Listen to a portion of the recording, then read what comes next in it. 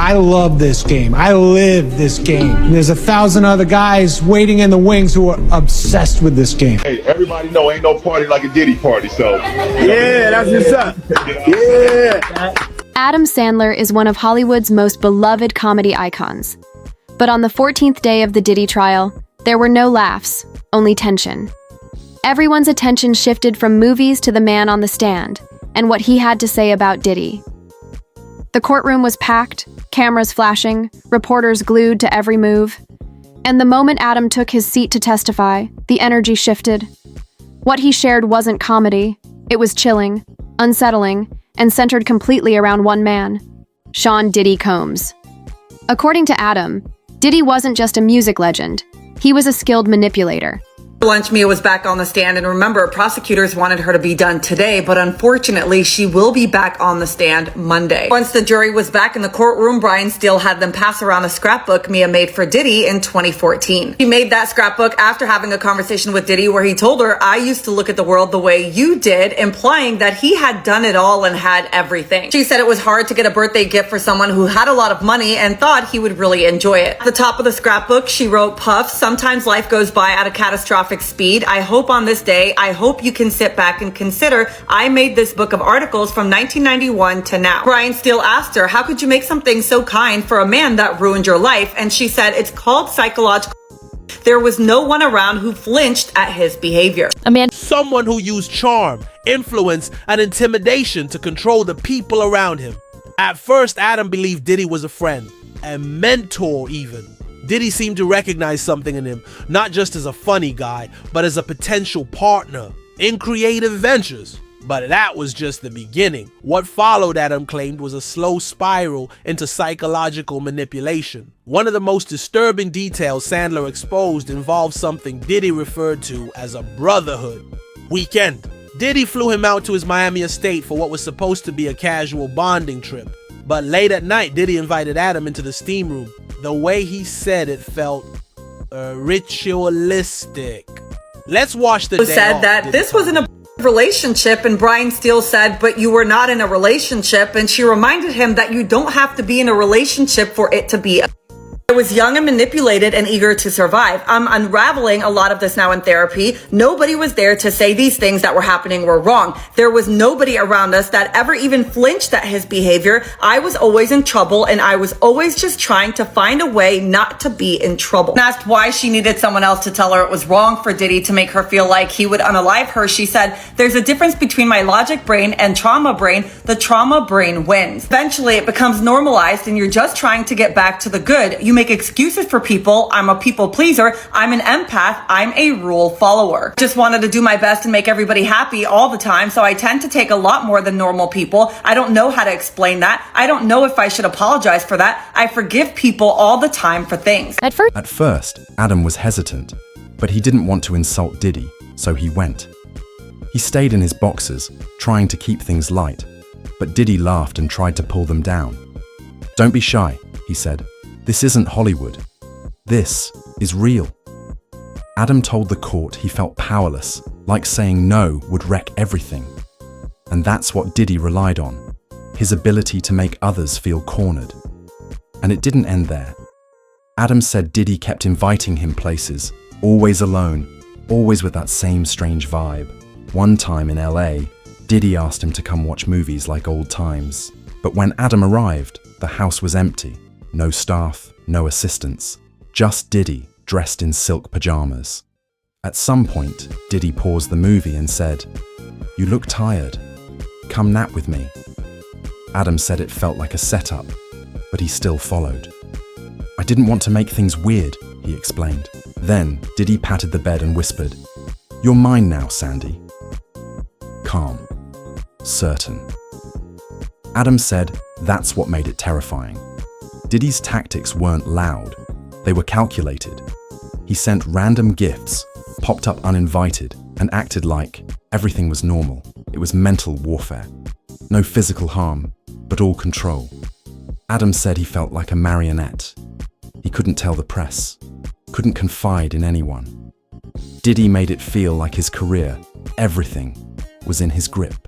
After St. Bart's, she confronted him about his behavior, but not about the SA. Diddy's response to his behavior was that he needed help. She was then asked about the birthday video, to which she had said she asked people to be in that video, including celebs, who agreed to do it. She said, "I probably told him I loved him in the video, but I don't remember." When asked if she had lied on the stand about Diddy's behavior, she said, "I have not lied at all." Brian Steele then says, "Isn't it true it did not happen as many times as you said?" And she replied, "Everything I said in this courtroom is true." When asked why she made the scrapbook, she said, "You can talk to an expert about SA." Mia then testified to text messages between her and KK from December 6, 2016, where she said she was devastated finding out she was being let go. She had text KK saying, "My life is over. I might as well unalive myself." KK responded saying, "Call me back or I'm calling your parents." And she said, I'm so sorry. I'm with Laura Gomez." Brian asked her who that was, and she said someone from HR. When KK texted her back saying, "I'm not going to," she said, "The pain hurts so effing bad." Brian Steele said to her, "You could have quit." And she said, "I didn't see it that way." He said, "Why?" And she said, "There's a pretty long psychological explanation. I was around them 24 hours a day. This is all I knew." Things got worse. Things escalated in Aspen.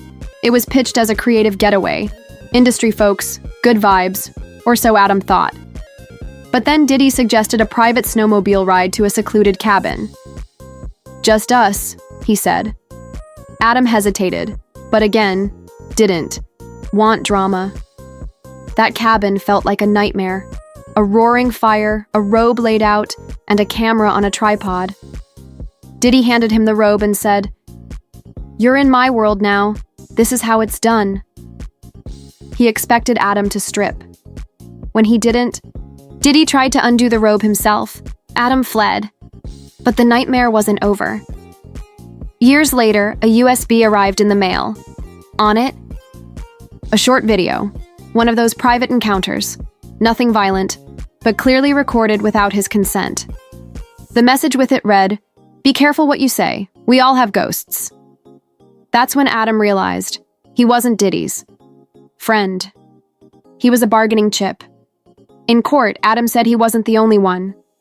Other celebs received threats, strange clips, cryptic notes. Diddy kept a vault. Insurance, he called it. This wasn't about friendship. It was about dominance, making sure no one dared to speak out.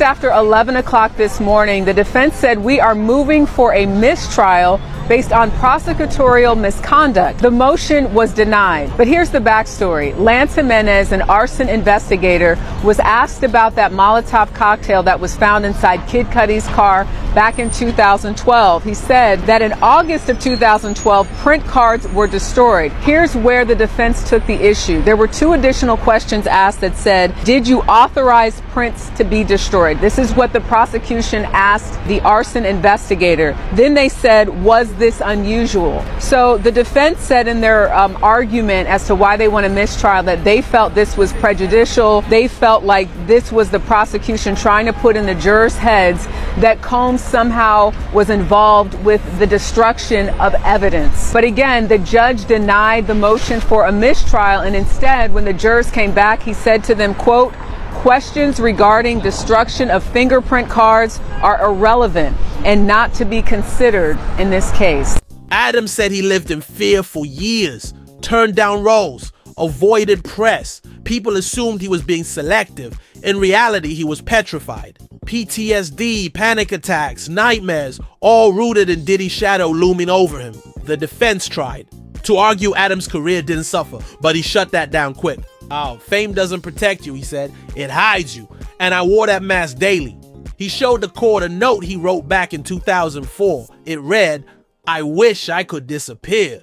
He'd written it after Diddy threatened to ruin him if he talked about Aspen. In the end, Adam wasn't after revenge. This wasn't about headlines or money. This was about speaking the truth. And for once, he finally felt strong enough to say it. "I'm not the first," he told the court. "And I won't be the last. But maybe I'll be the loudest." When he stepped off the stand, the courtroom fell silent. Not out of doubt, but out of belief. For the first time, the world wasn't looking at Diddy as a legend or mogul. They were seeing him through the eyes of someone who said he feared him for years. Adam walked out not as a comic, but as a man who survived.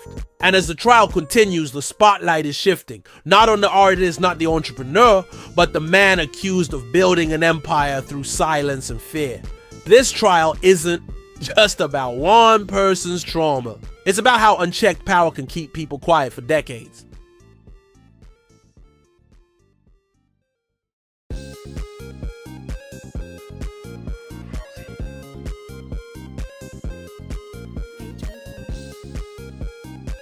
Diddy Combs isn't only fighting for his freedom, but also his money.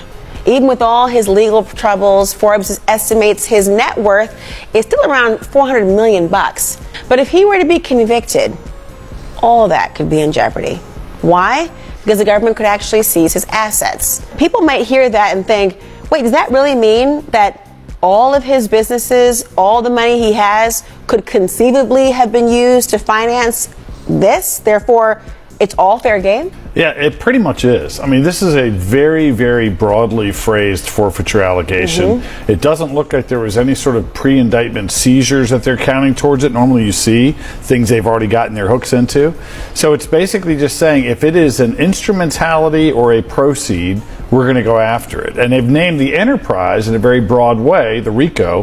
The RICO is essentially anything he touched in his business world, whether it's, record labels, liquor labels, planes, trains, and automobiles. Basically mean everything is in play. And the other thing is there's a concept called substitute assets. Just when you think you're crawling out of the wreckage and you're down to your last 400 million, you're told, oh, we're also going for substitute assets, which means even if we can't prove that this particular car, this diamond watch, this piece of art is not connected to criminality, it still relates to our overall reward, and we're going to use it as a substitute.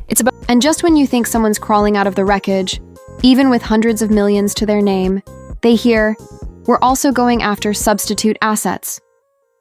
That means even if a specific item, a luxury car, a diamond, chain, or a painting, and isn't proven to be criminally tied, it can still be seized as part of restitution. This case is bigger than one man. It's about what happens when someone finally finds the courage to speak. Adam Sandler may have made millions laugh, but now he's showing what courage really looks like. What do you think happens next?